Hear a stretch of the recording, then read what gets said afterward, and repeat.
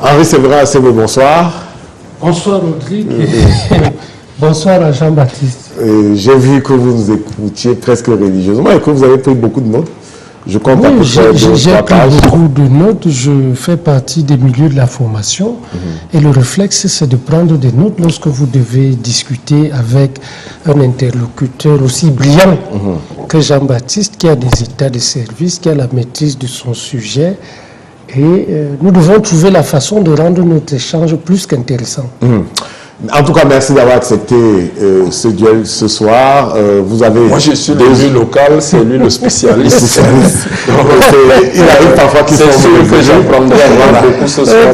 Vous avez deux formules pour aborder ce duel. Vous pouvez faire un constat général de ce qu'a dit notre invité central aujourd'hui, monsieur le maire de la commune de Ngoumou, ou rentrer par des questions spécifiques pour nous permettre de comprendre mieux ou vous lui donner l'occasion de repréciser sa pensée. Monsieur le maire de Ngoumou, vous souhaitez que nous puissions discuter avec vous en tant que communicant du RDPC, maire de la commune de Ngoumou? Je suis ici. Vous voulez qu'on parle de la mairie ou bien de la commune? Je suis ici en tant que maire. Qu'on parle de la mairie ou bien de la commune? Non, je suis en tant que maire, pas seulement en tant que maire de la commune de Ngoumou, mais en fait, le président Tamba de CVIC aurait pu venir lui-même parler de la loi. C'est lui qui a porté ces réformes. Nous l'avons accompagné. Mais vous avez souhaité avoir l'opinion d'un maire, comme ça pouvait être un conseiller régional ou un président de conseil régional, d'un élu local. Donc c'est à ce titre que je suis ici, pas en tant que communicant. J'ai l'impression que la nuance est ailleurs. Il faut que vous parlez en tant que maire ou au nom de la mairie ou de la commune. Non, la mairie, c'est l'ensemble des populations. La commune, c'est l'ensemble des populations. C'est pour ça que je parle ici en tant que maire, membre de CVUC. D'accord, nous allons rentrer. Nous n'allons pas vous interroger sur une affaire dont vous n'êtes pas responsable. La nouvelle loi sur la fiscalité locale est un projet de loi, c'est-à-dire qu'il est déposé par le président de la République, voté par le Parlement. Ça veut dire que vous êtes quantité pas négligeable, mais vous êtes parmi ceux qui ont produit des intrants pour servir à quelque chose dont vous n'êtes pas responsable. Nous allons donc rentrer dans les cadres d'application, notamment les cadres communaux, et je serai très à l'aise de parler avec vous de l'application de cette loi dans la commune de Ngoumou. Ngoumou, ville fantôme, ville éteinte ou ville en émergence? Ville en émergence. Ville en émergence, comment? Ville en émergence, comment? Si nous observons que ceux qui doivent payer la taxe sur le développement local produisent en Ngoumou, ont leur revenu en Ngoumou, mais vivent ailleurs. C'est un problème de fond. C'est un problème. Comment vous le réglez? Ils vivent où essentiellement à Yaoundé? Beaucoup vivent à Yaoundé. Et ils ont, entre autres préoccupations, la première préoccupation, ce sont les logements, qu'ils disent en quantité insuffisante. Deuxième préoccupation, l'école. Parce que les jeunes fonctionnaires qui ont des enfants de bas âge, qui pensent qu'il y a des écoles privées pour qu'ils aillent à la maternelle en ville qui est propre et tout. Monsieur le maire, je ne vous demande pas d'expliquer. Je constate simplement que le bassin d'emploi étant différent du bassin de vie, ceux qui payent la TDL gagnent leur revenu en Ngoumou, le dépensent ailleurs. Ça veut dire que de ce point de vue, la commune est extravertie et disposée ou alors condamnée à s'appauvrir. Pas totalement. C'est pas tout. Je n'ai pas fait d'études. Ceux qui gagnent l'argent chez vous le dépensent à Yaoundé. Ça veut dire que l'argent qui est produit chez vous n'est pas dépensé chez vous. Donc, l'effet de ruissellement n'est pas établi, l'effet de multiplicateur non plus. Conséquence, votre commune est condamnée à rester pauvre. Non, il y a un effet multiplicateur. On essaye de le rendre plus robuste, de l'amplifier, mais tous ceux qui gagnent de l'argent en Ngoumou n'habitent pas en ville, ne dépensent pas tout en ville. Il y a c'est pour ça que j'ai reçu dernièrement même une ou deux chaînes de supermarchés pour leur dire qu'il faut retenir ceux qui sont ici, qui n'avaient plus fait les courses en ville. Ça comprend un certain nombre d'idées. On construit des logements, 28 logements actuellement. Ça a eu du retard, mais je pense que ça sera définitivement... Mais si les magistrats, les huissiers, l'administration... C'est-à-dire ceux qui ont le pouvoir d'achat... Non. Ceux qui ont le pouvoir d'achat... Il ne faut pas avoir des préjugés. Il y a beaucoup de magistrats affectés à Ngoumou qui habitent à Ngoumou. Le procureur de la République vit même plus à Ngoumou que moi-même le maire, parce que lui, je pense qu'il est plus installé. Vous êtes un homme de terrain au plan opérationnel. Comment vous réglez la question? C'est un préjugé. Nous, il y a une quantité significative qui vit hors de Ngoumou, mais beaucoup vivent aussi en Ngoumou. Donc il y a de plus en plus certains. D'abord, vous avez le fait que le foncier, jusque-là, était accessible à Yaoundé. Il n'y a plus de réserve foncière à Yaoundé. Donc pour un fonctionnaire, s'établir en Ngoumou, de plus en plus se fait par la construction d'un logement où c'est comme actuellement, si vous allez dans une commune voisine, comme il y a beaucoup de gens qui sont installés en travail à Yaoundé, maintenant le même phénomène est en train de commencer en Ngoumou. Et Ngoumou a vocation à devenir... Donc ça s'inverse. Une ville, ça s'inverse. Les gens qui produisent à Yaoundé qui consomment à fou. Ils seront obligés d'abord de s'installer parce qu'il n'y a plus de foncier à Yaoundé. Même pour ceux qui travaillent dans les ministères à Yaoundé, ils commencent à s'installer en Ngoumou pour venir travailler à Yaoundé chaque matin. Deuxième préoccupation, monsieur le maire, je serai votre invité ce week-end. J'arrive en Ngoumou vendredi pour en repartir dimanche. Oui. Une mission avancée me fait observer qu'il n'y a pas d'infrastructure pour m'accueillir. Comment vous réglez ça? Ville en émergence, je vais avec 25 personnes, mais il n'y a pas d'infrastructure pour nous accueillir. Comment vous réglez ça? Je le règle d'abord, la commune n'a pas vocation à construire des hôtels. Mais créer le cadre pour favoriser la construction. Donc, c'est la raison pour laquelle j'ai posé la question. En attribuant 1 ou 2 lots à 2 projets hôteliers dans le lotissement communal, dont la mairie a le titre foncier. Il y a une diasporienne, une fille de Ngoumou qui est au Luxembourg, qui a reçu et qui a lancé le chantier. Il y a un deuxième chantier actuellement à l'entrée du palais de justice, toujours terrain attribué à quelqu'un qui voulait. Donc on incite, ce n'est pas à la mairie de construire. Certaines mairies, et nous avons d'ailleurs maturé aussi un projet d'auberge municipale, parce qu'il faut diversifier les possibilités d'offres. En France, les mairies ont par exemple des auberges de jeunesse, pour des jeunes qui découvrent, qui font du tourisme, ils peuvent loger à moindre coût. Donc il faut diversifier par rapport aux catégories. Mais la mairie doit inciter, ce n'est pas à la mairie de construire des hôtels. C'est la raison pour laquelle je vous ai posé la question. Vous voulez qu'on parle de la mairie ou de la commune? La commune, c'est la rencontre d'acteurs. Ça veut dire que tous les acteurs qui sont sur le territoire... Mais je ne suis pas parler que de ma commune. C'est le problème, la problématique. Nous sommes dans un cadre d'application. Nous ne pouvons pas parler de l'ensemble du pays. Nous regardons le cadre au sein duquel nous allons appliquer la nouvelle fiscalité locale. Si on revient à la nouvelle fiscalité locale, l'élargissement de l'assiette des CAC va accroître les recettes à ce niveau de 43 milliards, donc à peu près le doublement actuel. Ça veut dire que chacune des communes, dans ce saut de la péréquation, aura sa quote-part doublée. Ça change beaucoup de choses parce que c'est dans ces ressources sûres que la plupart d'entre nous réalisons un certain nombre de projets. Quand c'est social, on rembourse 30%.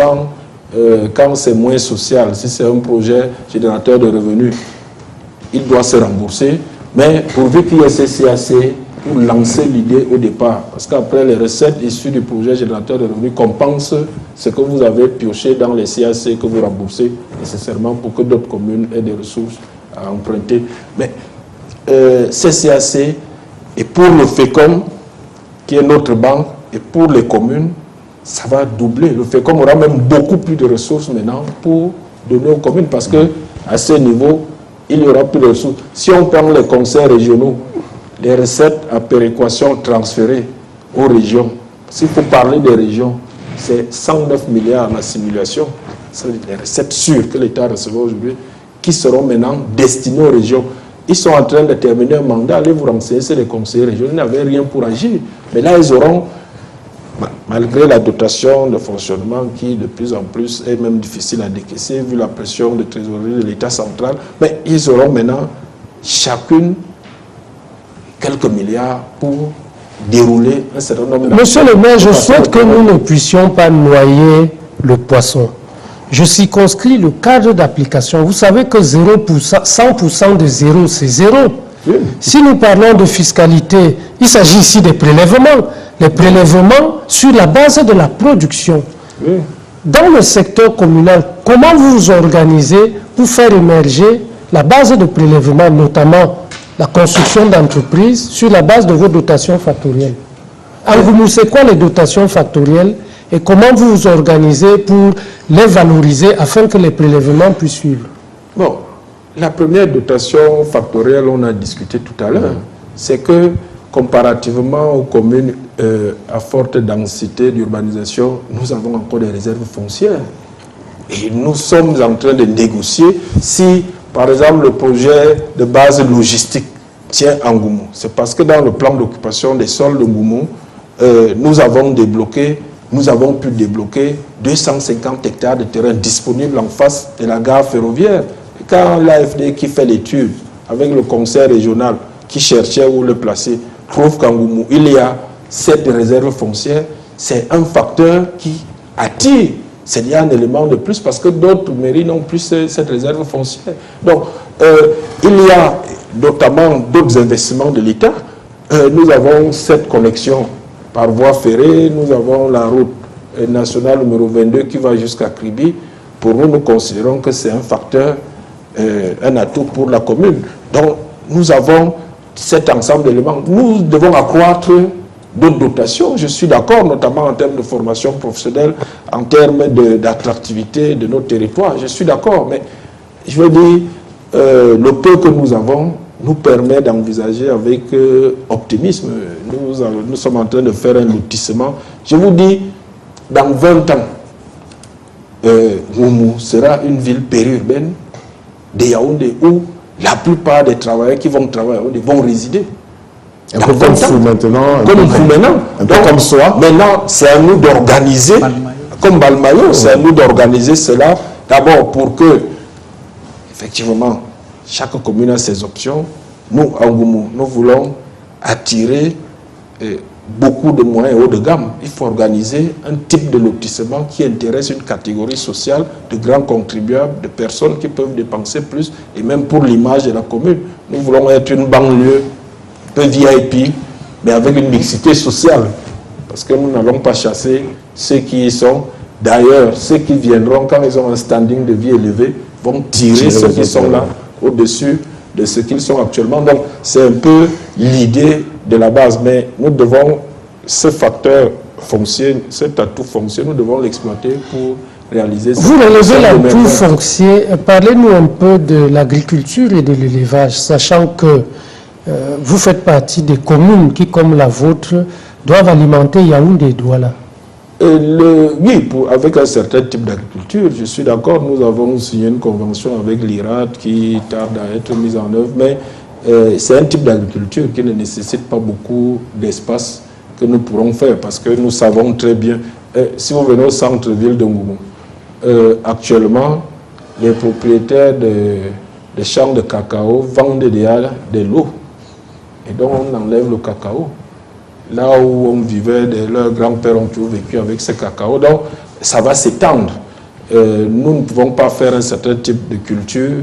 À terme, il y a encore quelques réserves, mais je sais que ça va disparaître. Donc il faut planifier, développer un certain type d'agriculture. L'élevage, oui, nous avons créé une société communale d'investissement qui va prendre des actions. Nous travaillons avec les CVUC parce que le concept de commune de production porté par le président Tamba, chaque commune doit s'adapter en fonction de ce que... Monsieur le maire, je suis un peu embarrassé, parce que vous restez aérien dans les grands concepts. Oui. Je vais vous ramener sur terre. C'est le rôle d'un politique. Yaoundé, c'est 4 millions d'habitants, un peu plus. Oui, je suis ça veut dire que si tout le monde s'alimente à 500 francs par jour, ça fait 2 milliards de francs en termes de dépenses d'alimentation. Je suis parfaitement d'accord avec vous. Douala, c'est un peu plus que 4 millions d'habitants. Ça veut dire Yaoundé et Douala, qui sont vos clients, vous et les communes qui vous ressemblent, véhiculent chaque jour 4 milliards de francs qui circulent chez chaque preneur en matière d'alimentation. Comment vous vous organisez pour que chacune des communes qui est votre structure puisse capter en termes d'enrichissement cette masse monétaire qui circule librement tous les matins? Alors, ça veut dire, quand on dit tous les matins, 2 milliards à Yaoundé, 2 milliards à Douala pour l'alimentation, c'est-à-dire que pour manger, c'est quoi? C'est le manioc, c'est le plantain, c'est le macabo, c'est le poisson, ainsi de suite. Au bout d'une année, si nous avons 300 jours, ça fait 4 milliards fois 300, c'est-à-dire 1200 milliards. Comment vous captez cela pour enrichir votre commune afin de générer tout ce que les effets de la circulation monétaire? Comment vous faites? C'est le principal. Comment vous organisez vos communes? Pour ça, je vous ai demandé, on parle de quoi? De la mairie ou de la commune? Vous parlez de la commune. Oui, on peut parler de la commune comme toutes les autres communes. Je veux dire que ce n'est pas spécifiquement la commune. Ce que je veux dire, c'est que la commune de Ngoumou, comme toutes les autres communes, la logique même de la décentralisation, c'est la participation des citoyens. Ce n'est pas le maire qui va faire les champs. Je dois accompagner et mettre en place les conditions. C'est ce que nous demandons aussi pour l'État central. La mairie n'a pas à cultiver des champs. Lorsque les gens sont venus me voir, la décentralisation avance, monsieur le maire, il faut nourrir la... Monsieur le maire, la commune, c'est les acteurs. Je ne voudrais pas parler de la mairie, je voudrais parler de la commune. Oui, et la commune, c'est les acteurs, c'est-à-dire les 20 ou 25 000 acteurs qui interagissent au quotidien. Je suis parfaitement d'accord, mais chaque acteur a donc son rôle. Le rôle de mes conseillers municipaux et de moi-même, c'est de faciliter le travail des autres acteurs qui doivent faire leur travail. D'organiser. Donc, ce n'est pas moi qui vais faire l'élevage de poulets pondeuses pour alimenter Yaoundé en millions d'œufs dont Yaoundé a besoin. C'est s'ils ont besoin d'un accompagnement et la mairie met en place. S'ils ont besoin de partenaires, je les invite. Par exemple, je sais que vous êtes concerné par ce travail que le président du groupe parlementaire fait pour la mise en place des incubateurs communaux. J'étais le premier à créer une entreprise pour former les jeunes. Vous parlementaire, quelle chambre? Du RDPC à l'Assemblée. Le président du réseau des parlementaires pour la promotion de l'entrepreneuriat, l'honorable Roger Melingui, et la commune de Ngoumou fait partie des toutes premières à s'être engagées et à faire fonctionner un incubateur d'entreprise. J'en ai créé déjà depuis 2020. Donc, il faut former, il faut au-delà de la formation, il faut mettre en relation, faciliter la mise en relation, il faut créer les conditions pour que les uns et les autres prennent conscience. J'ai un comité de développement communal, on s'est réuni avec les 52 chefs de village pour dire à chaque chef le rôle stratégique du foncier, le rôle de la commune de Ngoumoudema à côté de Yaoundé. Ce comité de développement travaille avec moi, j'offre ce que je peux faire. Ils ont des champs pilotes de 35 hectares depuis 3 saisons de maïs qu'ils vont amplifier pour que chaque village ait, ce n'est pas le travail, ce n'est pas le travail à la communiste de l'époque, mais chacun fait son champ avec ses intérêts, mais on met ensemble les conditions, il faut créer les coopératives. Nous avons le ministère des Petits et Moyens, nous appuie autant que possible. Cette année, on a un petit appui. Les GIC, donc, nous sommes là pour faciliter. Je suis d'accord que c'est un jeu d'acteurs, mais chaque acteur a joué son rôle. Moi, je ne suis pas néo-communiste, donc la mairie... Non, j'allais vous dire, lorsque des partenaires sont venus à la mairie, mes collaborateurs m'ont dit, ah, ce serait une bonne idée, monsieur le maire, qu'on ait un poulailler, par exemple, on peut faire produire les œufs. Je leur ai posé la question, vous êtes sûr que si on fait un poulailler ici à la mairie, je vais voir un œuf de ce poulailler, et l'œuf va me revenir à combien? C'est ça le problème de l'État et que nous ne devons pas reprendre dans monsieur le maire, le secteur privé a son rôle à jouer. Nous sommes là pour faciliter le travail. Monsieur le maire, vous êtes l'État local et en tant que patron de l'État local, vous avez dit tantôt, vous devez créer les conditions, inciter, stimuler, patron de l'État local, accompagner, du préfet. Ouvrir des... Il faut mieux. Le préfet, le représentant du président de la République, le représentant de l'État central. S'il y a l'État central d'un côté, l'État local et l'État local... Parce que je vois ici des préfets sauter de leur siège. Je disais tantôt que le patron de l'État local a dit tout à l'heure qu'il créait les conditions, qu'il encadrait, qu'il incitait, qu'il accompagnait. J'imagine qu'il accompagne jusqu'à la création des débouchés. Quelles sont les relations commerciales que vous entretenez avec vos deux principaux clients, notamment la ville de Douala qui est desservie par la voie ferrée, et la ville de Yaoundé qui est à pratiquement 50 km du siège de votre commune. Comment est-ce que vous organisez les relations commerciales entre Ngoumou et Douala? Cela est bien entendu valable avec toutes les communes, au niveau de toutes les communes qui ont votre profil, puisque vous représentez les CVUC, pour que ce soit fluide pour les acteurs que nous sommes. C'est-à-dire, moi je veux vendre à Douala, est-ce qu'il y a des relations entre ma commune et la ville de Douala, entre ma commune et la ville de Yaoundé, pour que quand je débouche à Yaoundé, j'ai un ensemble de facilités comme cela doit nécessairement être fait. Je veux dire, je peux pas... Ou bien, comme on est en émergence, c'est encore au stade de la réflexion. Non, ce n'est pas un problème de réflexion. Vous savez, je suis né au Télé. Au Télé était un grand carrefour commercial lorsque j'étais enfant. Si je vous ai dit que j'avais moi-même un livret d'épargne à 8 ans, c'est parce que j'allais dans un grand marché vendre et ça se vendait tout ce qu'on pouvait vendre. Les échanges avec Douala ont un peu disparu parce que la relation ferroviaire n'est plus la même. La relation ferroviaire n'est plus la même. Et à un moment, il n'existait pas une connexion routière directe entre Yaoundé et Douala. Parce que quand on a ouvert l'axe lourd, ça a déporté une grande quantité de trafic déjà. L'ancien route de Douala ne jouait pas le rôle de l'axe lourd. L'axe lourd actuellement, la route nationale numéro 3, est presque parallèle à la voie ferrée.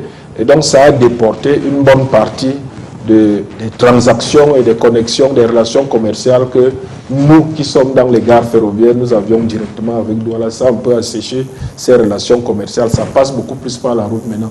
Et c'est pour ça d'ailleurs que quand on a remis dernièrement en relation, en circulation interne, le train Intercity, j'ai tempêté un peu auprès du ministre des Transports et de la Commission, parce que c'est lui qui est en charge des dessertes de ces transports de passagers, pour qu'Intercity s'arrête à Ngoumou, que ça recrée une vie économique autour de la gare. À Hôtel, il y a un train qui passe, mais ce n'est plus le même train qu'à l'époque. Mais il y a quand même quelques activités.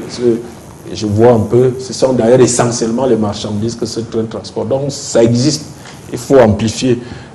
Pour ce qui est de Yaoundé, la route nationale numéro 22 a favorisé ces échanges. Mais pour ce qui est de la... Quand vous rencontrez le maire de la ville de Yaoundé, vous discutez de quoi? Je vais aller jusqu'au bout. Il y a la route nationale numéro 22. Moi, j'ai de grandes fermes chez moi. Il y a même de nouveaux entrepreneurs qui sont en train d'industrialiser un certain nombre de projets. Et c'est parce qu'ils savent que de Ngoumou, ils peuvent tout expédier. D'ailleurs, ils n'ont même pas besoin d'expédier. Je peux vous dire, la ferme qui est en face de ma maison, qui est une grande ferme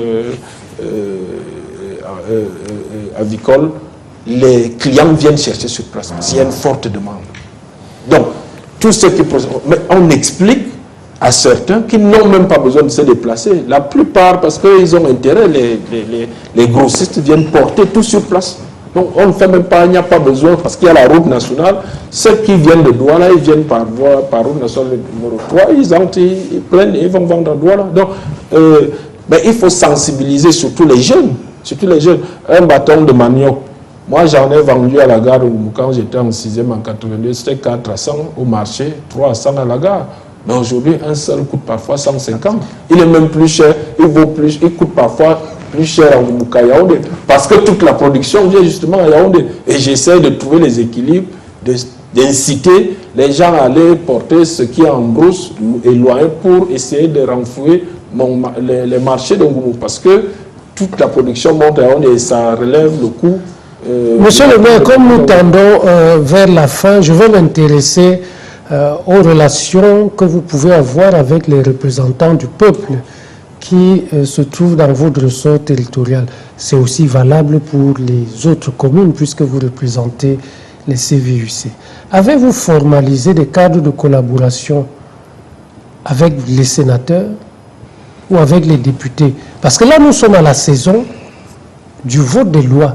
La loi de finances a été déposée à l'Assemblée nationale ce matin et elle va structurer la vie des communes puisque vous territorialisez les politiques publiques. Et c'est à partir de la facilité à territorialiser les politiques publiques que vous allez tirer avantage de cette loi portant nouvelle fiscalité locale.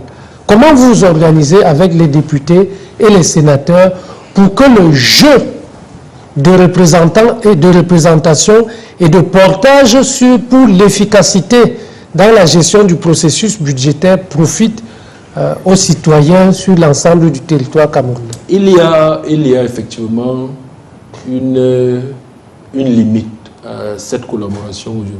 Et c'est pour ça que vous avez vu ma sortie, je m'adressais aux sénateurs. Ils sont souvent conviés à nos sessions de délibération, donc c'est obligatoire. Vous consacrez la désarticulation entre les grands corps de l'État? Non, je ne consacre pas. Les sénateurs représentent les collectivités territoriales décentralisées. Ça veut dire que vous ne pouvez pas représenter un acteur si vous ne le connaissez pas. Vous ne pouvez pas représenter un acteur si vous n'avez pas un cahier de charges, un contrat social qui vous permet de faire la navette. C'est la raison pour laquelle je pose la question. Est-ce que les communes et les sénateurs d'une part, les communes et les députés d'autre part, s'organisent pour apporter de l'efficacité à la gestion de l'État? Nous devons faire mieux. C'est ce que je suis en train de dire. C'est-à-dire qu'actuellement, nous ne le faisons pas assez. C'est d'abord un problème politique. Il y a une vieille tradition administrative de la gestion de l'État qui a des influences négatives sur l'action politique, des politiques. Je veux dire, dans l'article 2 de la Constitution, on dit la souveraineté appartient au peuple. Les élus l'incarnent. Bon, l'ensemble des élus. Moi, je suis du RDPC. Nous avons une large majorité partout. À l'Assemblée, au Sénat, le président de la République est issu de nos rangs. Ça veut dire que nous sommes une équipe. Et nous avons même d'autres partis alliés. Donc nous sommes une équipe qui devrions avoir les mêmes objectifs. Lorsque vous prenez une majorité politique dans les démocraties modernes, il y a un projet précis. Ce n'est pas un projet administratif ou une routine administrative, c'est un projet politique qu'on met tous ensemble. Des mairies, c'est-à-dire que si vous avez un maire républicain, il est en phase avec un sénateur républicain, il est en phase avec les députés républicains, il est en phase avec le chef de l'État, ils mettent la même politique. Aujourd'hui, il y a une désarticulation qui est beaucoup plus due à une... je veux déformer le mot, mais je pense qu'il y a on parle de politisation, mais nous sommes dans une administratisation de la politique qui a pris une ampleur qui fait qu'il n'y ait pas cette collaboration qui est nécessaire.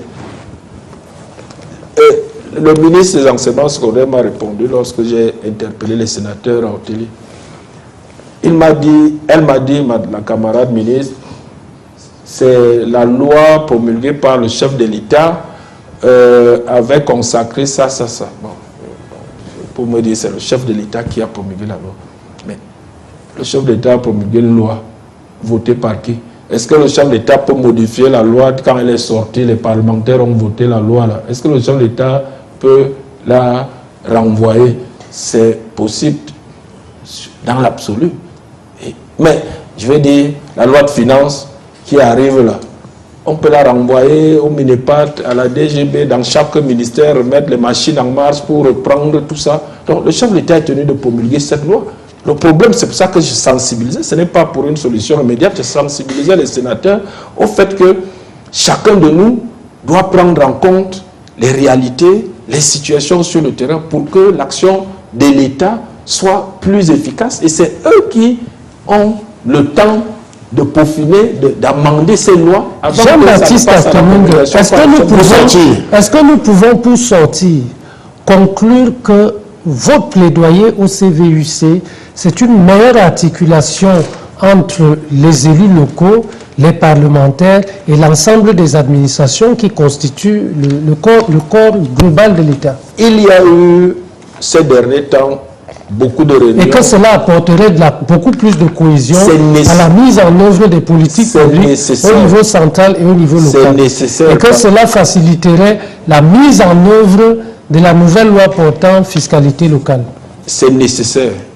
Parce que, d'abord, les lois de finances annuelles pourront corriger un certain nombre de choses au fur et à mesure des constats, des rendements et des situations. Bon, on espère en faveur des communes, parce que l'État a mis quelques lignes, quelques alinéas en prévoyant peut-être des rendements excessifs. Tout ce que l'État fait se fait dans les communes. Non. Même si ce n'est pas les maires qui en sont les ordonnateurs, tout ce qui se fait dans les communes. Ce que l'État fait, c'est dans les communes? Oui. Non, pas forcément. La République est dans les territoires et les territoires sont dans la République. Mais ça, c'est la théorie. C'est vous qui faites la théorie là maintenant. Moi, je suis non, il s'agit pas. Quand on construit une route, un hôpital, ça se fait où? Donc tout l'argent, c'est dans une commune. Donc tout le budget de fonctionnement des ministères, c'est pour construire des routes et c'était juste un exemple. C'est pas le cas. L'action publique se déploie dans les territoires. Qu'elle soit ordonnée par l'État central ou par les États locaux. Non. Nous, les élus locaux aussi, nous sommes conscients des contraintes de l'État central. Mais nous disons que l'État, avec les parlementaires, nous pouvons faire beaucoup plus d'efforts.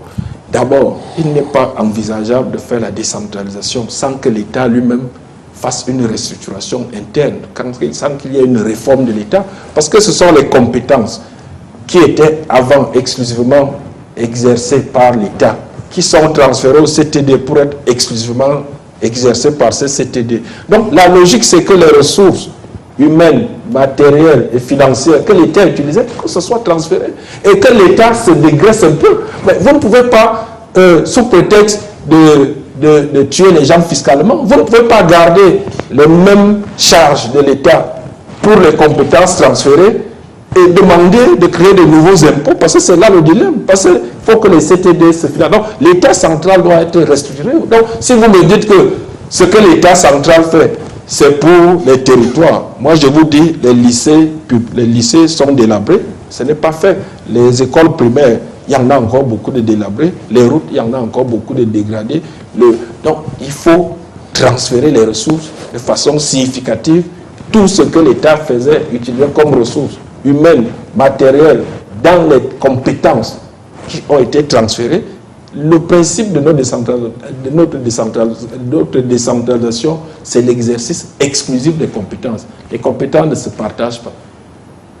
Donc, vous dites, je voudrais sortir en invitant ceux qui en sont intéressés aux universités thématiques qui démarrent demain à l'Institut des hautes études sur la gouvernance territoriale et la décentralisation, dont je suis le promoteur, et qui va accueillir le maire de la commune d'arrondissement de Yaoundé 5e, Augustin Bala, qui est fiscaliste et qui discutera avec nous également sur la nouvelle loi portant fiscalité locale. Ce sera demain à 15h. Pour vous dire tout, je l'ai eu au téléphone avant de venir ici, parce que non seulement c'est son métier, mais je voulais avoir un point de vue d'une maire de grande ville. Moi, je ne gère pas une grande ville, donc il me fallait avoir l'impression qu'il a, parce que au départ, ils étaient réticents, mais il faut savoir que l'impôt général synthétique sur les 50 milliards attendus, pratiquement 80%, c'est-à-dire pratiquement 40%, 40 milliards iront aux mairies de grandes villes. Donc c'est un grand pas pour ces mairies qui ont beaucoup de besoins de financement. Et effectivement, il m'a dit le problème de fond, c'est la mise à disposition de ces ressources quand ça sera disponible. Mais ce sont les grands bénéficiaires. D'ailleurs, nous avions esquissé l'idée d'une part de péréquation dans cet impôt qui va produire beaucoup. On l'a un peu omis. J'espère que si, au-delà des 51 milliards estimés, parce que je sais que dans les 2 ans, ça produira au moins 70, 75 milliards, parce qu'il n'y a plus de concurrence. Et c'est pour ça que le patronat insistait, voulait être plus royaliste que nous-mêmes lorsqu'on travaille, parce que ça les arrange qu'ils aient le choix. Donc, avec le guichet unique, les patrons de PME, d'entreprises n'ont plus de choix. Ils ne peuvent plus courir payer l'impôt libératoire alors qu'ils ont un chiffre d'affaires de plus de 10 millions, ou alors jongler entre les 2 guichets. Donc là, je pense qu'avec le guichet unique, ça va produire plus et nous espérons que dans l'avenir, si ça produit plus, il y aura une péréquation parce qu'il ne faut pas creuser l'écart entre les... Il ne faut pas que les grandes communes soient logées à bon enseigne et les petites communes n'ont rien. Merci Henri Séverin, assez bien d'être passé ici et d'avoir été le phare de cette émission. Nous prenons une question de nos confrères et nous allons conclure l'émission avec Daniel Anissé Boudier pour la synthèse. Oui, Ahmed.